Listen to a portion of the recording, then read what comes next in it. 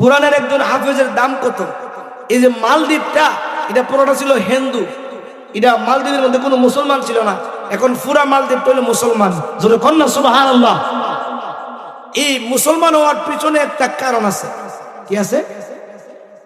Ibn Battuta রহমাতুল্লাহ আলাইহি, উনি বড় একজন আল্লাহর ওলি, উনি লেখক গবেষক। ওনার কিতাব রিহলাতে ইবনে বতুতার মধ্যে ঘটনাটা উল্লেখ করছেন। আপনার আরব দেশের একটা বাণিজ্যিক জাহাজ আপনার এই মালদ্বীপ দিয়া সাগর দিয়া যাচ্ছিলেন। মালদ্বীপের বুকে আসার পরে আপনার ওই জাহাজটা ডুবে গেল। জাহাজের মধ্যে যারা বাণিজ্যিক লোক ছিল, ব্যবসা বাণিজ্য করার জন্য এক দেশ থেকে আরেক দেশে যাবে, সব মানুষ মরে গেল। ওই জাহাজের মধ্যে কোরআনের হাফেজ ছিল 10 বছর বয়সের একটা বাচ্চা। সে কোরআনের হাফেজ, সে এলেম শিক্ষা করার জন্য এক দেশ থেকে আরেক দেশে যাচ্ছিল। কিন্তু আল্লাহর কুদরত বোঝা যায় না, সব মানুষ মরে গেল। ওই জাহাজের একটা তক্তা ভাসতেছিল, তক্তাটার উপরের মধ্যে ওই হাফেজে কোরআন 10 বছরের বাচ্চা বৈশা বৈশা আল্লাহর কোরআন তেলাওয়াত করতেছে। জোরে কন্না আল্লাহু আকবার। কি করতেছে? আল্লাহর কোরআন। এ আমার বন্ধুরা, বাবারা, কোরআন তেলাওয়াত করতেছে। ওইদিকে রাত্র আপনার শেষ পর্যায়ে চলে আসছে। রাত্রের বেলা এই দুর্ঘটনা ঘটলো। রাত্রের বেলা এই রাত্র শেষ পর্যায়ে এবার মালদ্বীপের জেলেরা মাছ ধরার জন্য নদীতে সাগরের মধ্যে নামছে। তাকায়া দেখতেছে একটা বাচ্চা দেখা যায়, 8-10 বছর বয়সের ছোট্ট একটা বাচ্চা। এত সুন্দর চেহারা, মালদ্বীপের মানুষগুলি সব কালো। এত সুন্দর বাচ্চা তো মালদ্বীপের না। আরে বাচ্চাটা কোথাকার জানেন, কোন জায়গার? এবার তারা আসছে, আইসা দেখতেছে বাচ্চাটা কি যেন তেলাওয়াত করতেছে। হিন্দু মানুষ, তারা তো বুঝে না। এবার ডাক দেখো, বাচ্চারে তুমি এখানে কেন? আমি এমনি এমনি যাচ্ছিলাম, জাহাজ ডুবে গেছে, সবার মরণ হয়ে গেছে, আমার চোখের সামনে আল্লাহ পাক আমারে বাঁচায় রাখছে। সূরা কন্না আল্লাহু আকবার। তো দেখতেছে যে মাঝিগুলি, মাছ ধরনের লোকগুলি হিন্দু লোক, তাদের গলার মধ্যে বিভিন্ন ধরনের নকশা মকশা লাগায় রাখছে। হাফেজ কোরআন যদিও ছোট্ট হয়, আল্লাহ পাক তার একটা ব্রেন দিয়ে দিছে, একটা মগজ দিয়ে দিছে, একটা বুঝ দিয়ে দিছে। চিন্তা করলো, আমি যে কোরআনের হাফেজ, এটা প্রকাশ করবো না। জোরে কন্যা সুবহানাল্লাহ। এবার ওই জেলেরা হাফেজের কোরআনকে নৌকার মধ্যে উঠাইলেন। 2 জেলে মিল্লা যুক্তি করলো, আজকে আমরা আর মাছ ধরবো না। মালদ্বীপের বাজারে ছোট ছোট বাচ্চারা বিক্রি হইতো, 8 বছর 10 বছর 12 বছরের এই ছেলে মেয়েগুলি বিক্রি হইতো। আজকে আমরা মাছ ধরবো না, এত সুন্দর একটা বাচ্চা পাইছি, এই বাচ্চাটারে মালদ্বীপের বাজারে কড়া দামে বিক্রি করব। এত সুন্দর, যে দেখবে পাগল হয়ে যাবে। জোরে কন্না আল্লাহু আকবার। এবার মালদ্বীপের বাজারে নিয়ে উঠাইছে। সকালবেলা দৌড় কষাকষি চলতেছে, এত দম চাইছে, এত দাম হাঁকাইছে, কেউ নিতে পারে না। এই সংবাদটা একটা মহিলার কাছে চলে গেল। সেই মহিলার স্বামী নাই, একটা মাত্র মেয়ে সন্তান, তার কোনো ছেলে সন্তানও নাই। সে অনেক দিন ধরে একটা ছেলে সন্তান তালাশ করতেছে। জোরে কন্না আল্লাহু আকবার। যারা নাই তারা বুঝে, ঠিক কিনা বলেন?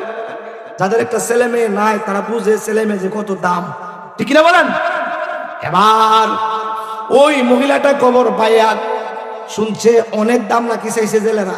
যতই চাক, ছেলে আমার দরকার। এবার গেলেন বাজারে, যায় বলতেছে কত? এত টাকা। অসুবিধা নাই, ছেলে আমার চাই। অনেক চোরা টাকা দিয়া, অনেক দামি টাকা দিয়া, বেশি টাকা দিয়া ছেলেটারে কিনে আনলেন। আনার পরে ওই হাফেজে কোরআনও, তিনি যে কোরআনের হাফেজ সেটা প্রকাশ করে নাই। হাইয়া শিক্ষা দিছে, এটা তোমার বোন, তুমি তারে বোন ডাকবা, আমারে তুমি মা ডাকবা, আমি তোমার ছেলের মতো আদর করব, যত্ন করব।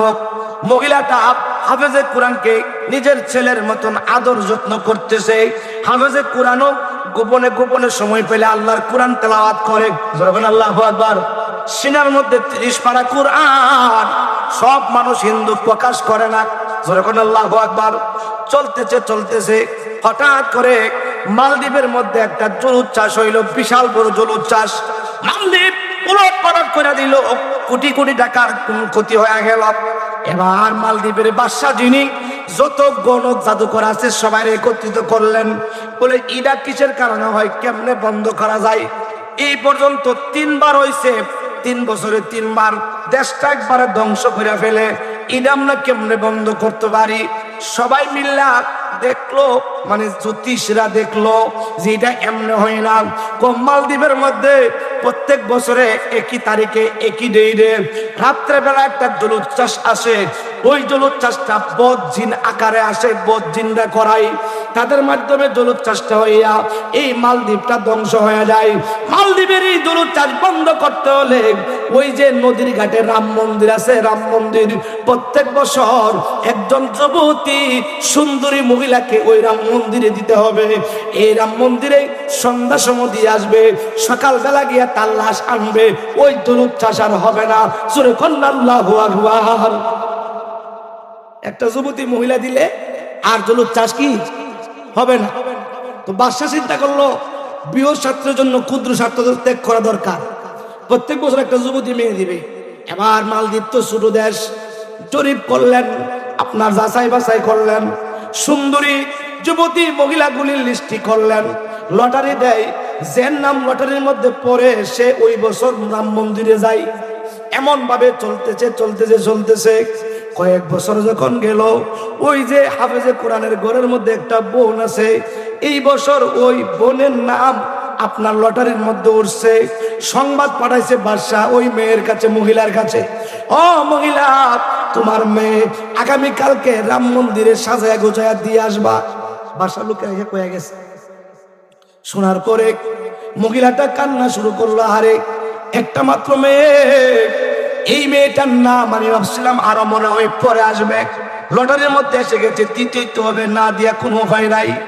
এবার ওই মহিলাটা কাঁদতেছে, চোখের পানি ছেড়ে হাউমাউ করে কান্দে। হাফেজে কোরআন ছেলেটা যায় ডাক দিয়ে কই, মা, ও মা, আপনি কান্দেন কেন? আপনার কি হয়েছে? ও বাবা, তুমি শুনে কোনো লাভ নাই। মা বলো না, শুনে একটু লাভ করাইতে পারে কিনা? ও বাবা, তোমার যে বোন আছে প্রত্যেক বছর জলোচ্ছ্বাসে এই মালদ্বীপ নষ্ট করে ফেলতো। কই বছর ধরে জলোচ্ছ্বাস হয় না। একই ডেটে একই তারিখে একটা যুবতী মহিলা ওই রাম মন্দিরে দিয়ে আসতে হয়। এই বছর তোমার বোনের সিরাল বলছে আগামীকালকে বাদশার লোকেরা এসে আমার মেয়েকে নিয়ে যাবে। আমি তো আমার চিরতরে মেয়েকে হারাবো, এই জন্য কান্দি। হাফেজে কোরআনটা ডাক দিয়ে কই, মা, ও মা, আপনি কান্না বন্ধ করেন, আপনি কান্দিয়েন না। আমার বোনকে নানার বাড়িতে পাঠাইয়া দেন বেড়ানোর জন্য। আমার বোনকে পাঠাইয়া দেন, আমার বোনের জায়গায় আমারে মেয়ে সাজায়া, বুকরা পরায়া, মুখের মধ্যে মেকআপ লাগায়া, হেজাব লাগায়া আমারে আমার বোনের পোশাক পরায়া বসায়া রাখবেন। বাদশার লোকেরা এসে আমারে নিয়ে যাবে। মহিলাটা কান্দা কান্দা কই, বাবা চলে যাক, মেয়েটাই চলে যাক, আমার তো দুনিয়াতে কেউ নাই। বৃদ্ধ হইলে তুমি আমারে দেখাশোনা করবা। তুমি যদি চলে যাও, তোমার যদি মরণ হয়ে যায়, কে আমারে দেখবে? হাফেজে কোরআন ডাক দিয়া কই, মা, আমার মরণ হবে না, আমার কিছুই হবে না। আমি তোমার সন্তান, তোমার কাছে ফিরে আসবো। সূরা আল্লাহু আকবার, আল্লাহু আকবার। বাবা, তুমি রে কি বলো? প্রত্যেক বছর এক একজন যুবতী মহিলা দিয়ে আসতে হয়, শেষ হয়ে জায়গা। আর তোমারে কি রেহাই দিব এই বদজিনে, এই জলোচ্ছ্বাসে? না মা, আমার কিছুই হবে না। ও বাবা, কি বলো? ও মা, তুমি আমার উপর বিশ্বাস রাখো, তুমি আমারে চিনতে পারো নাই। আমি আরবের একজন সন্তান, আমার সিনার মধ্যে আছে আল্লাহর 30 পারা কুরআন। জোরে কোন আল্লাহু আকবার। কোরআন কি আমি তো চিনি না, বুঝি না। আমি তোমারে হারাতে চাই না মা, কিছু হবে না, আমার কথা মতো কাজ করে। আর এত করে যখন বলতেছে, ঠিক আছে, মেয়েটারে পাঠিয়ে দিছে মেয়ে নানার বাড়ি। আর হাফেজে কোরআনকে মেয়ে সাজায়া তার বোনের কাপড় চোপড় পরায়া বসায় রাখছে খাটের মধ্যে। বাদশার লোকেরা নিয়ে গেছে। সন্ধ্যা সময় ওই রাম মন্দিরের মধ্যে দিয়া দরজা বাহির থেকে লাগায়া চলে আসে। বন্ধুরা রে আমার, কোরআনের দাম কত, কোরআনের হাফেজের দাম কত, সম্মান কত। কোরআনের হাফেজ যেই মাত্র তারা চলে আসলেন, আল্লাহর কোরআন তেলাওয়াত শুরু করলেন, সূরাতুল ইয়াসিন তেলাওয়াত শুরু করলেন। তেলাওয়াত করতেছে করতেছে করতেছে, হাফেজে কোরআন কই রে জলোচ্ছ্বাস তো আসে না। রাত্র যখন 12টা বাজতেছে, হঠাৎ করে তাকায়া দেখে জলোচ্ছ্বাসের আবির্ভাব বোঝা যায়।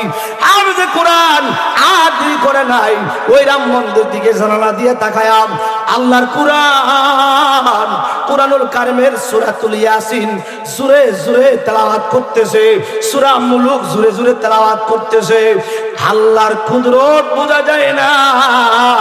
ওই জলোচ্ছ্বাসটা, ওইটা বজ্জিনের আসলটা আপনার সাগরের মধ্যে ডুবে গেছে, মালদ্বীপের মধ্যে আর পৌঁছতে পারে নাই, কোনো ক্ষতিও হয় নাই, জলোচ্ছ্বাসও হয় নাই। সূরা আল্লাহু আকবার, আল্লাহু আকবার। হাফেজে কোরআন আল্লাহ পাকের শুকরিয়া জানাইতে শুরু করলেন। কোরআন তেলাওয়াত করতে করতে সকাল হয়ে গেল। এবার লোকেরা আসছেন লাশ নেওয়ার জন্য, কিন্তু দরজাটা খুললা দেখে একটা ছেলে মানুষ। কি মানুষ? কেউ তুমি কে?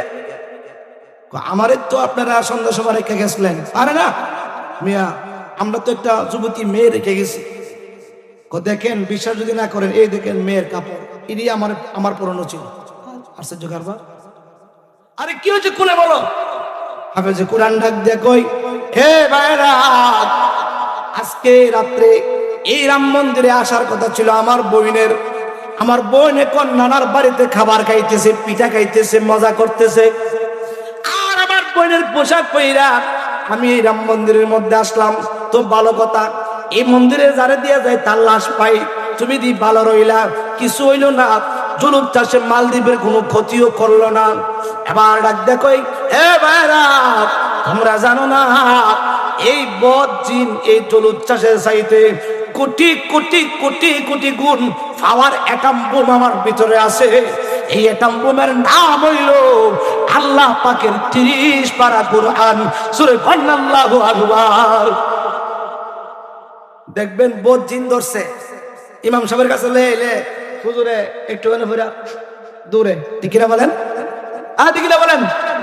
কারণ যত শক্তি হোক, কোরআনের কাছে কোনো শক্তির পাওয়ার না পাওয়ার। কি বলো? আমরা প্রত্যেক বছর একজন যুবতী মহিলা এই মন্দিরের মধ্যে দিয়ে আসি, তার লাশ নেই। তুমি কি বলতেছো? ঘটনা কি সত্যি? কহা আমার তো বিশ্বাস হইতেছে না। এবার এলাকার মধ্যে খবর হয়ে গেল, মালদ্বীপের বাদশাহ দৌড়ে আছে, আমলা কামলা মন্ত্রী লয়া। কি কারবার, কি আশ্চর্য কারবার, এমন ঘটনা। আগে জিজ্ঞেস করে, যুবক তুমি যা বলছো তা কি সত্যি? হ্যাঁ সত্যি। যদি বিশ্বাস না হয়, আগামী বছর পর্যন্ত আল্লাহ পাক যদি আমার হায়াত দেয়, কে হায়াত দেয়? কে? আল্লাহ যদি আমার হায়াত দেয়, আগামী বছর এই তারিখে আমি মন্দিরে ঢুকবো। আপনারা দেখবেন, অপেক্ষা থাকেন। সবাই অপেক্ষা রইলেন। পরের বছর এই ডেট আসলো, মন্দিরের মধ্যে হাফেজে কোরআন ঢুকলো। গত বছরের নেই, এমন ভাবে কোরআন তেলাওয়াত শুরু করলো। এই কোরআনের তেলাওয়াতের কারণে আশপাশ মুখরিত হয়ে গেছে। এখন তো আর বই নাই, প্রকাশ্যে তিনি পড়তেছে। তবে হাফেজে কোরআন তাদের কাছ থেকে শর্ত নিয়েছিল, আমি যদি তোমাদের জলোচ্ছ্বাস বন্ধ করতে পারি, তোমরা কি করবা? আমরা কি করব?